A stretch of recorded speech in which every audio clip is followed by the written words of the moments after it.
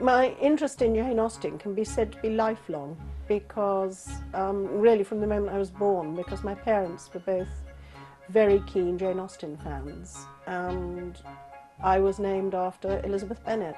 I resisted reading Jane Austen until I was about 13, and then I started reading them when I was 13, and I just read all 6 novels just straight through, and was hooked. I find it very interesting to think about what the next generation of Jane Austen's characters would be like, because naturally, with a writer of Jane Austen's calibre, the characters live with you after you've closed the book.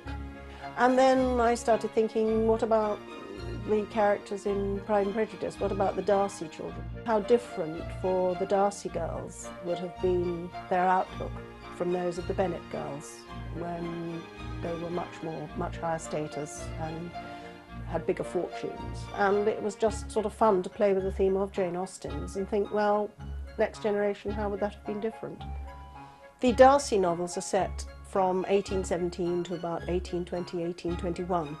And I chose that as the starting point, partly because it's about 20 years after Pride and Prejudice was first written.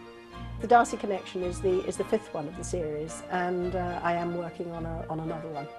When I do research on books, one of the things I like to connect to is a sense of place, and in Bath, more than almost anywhere else, you really can absorb the atmosphere of the period and get a feel for the times and the scale of the houses in which people lived and the distances they walked and how they shopped and how they entertained themselves.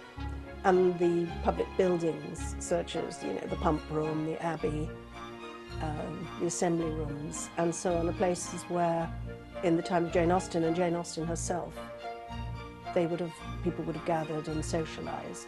She wrote virtually nothing when she was in Bath. There's an idea that she actually was very unhappy and didn't like Bath. I have my doubts about that, because I think perhaps she did like life in Bath rather more than people suspect. But as well as her living here, of course, 2 of her books, Northanger Abbey and Persuasion, are set in Bath. And in both of them, although Anne Elliot in Persuasion doesn't much like Bath, both of them find their happiness in a city. So it is in her novels a city that is associated with good things and with happy endings.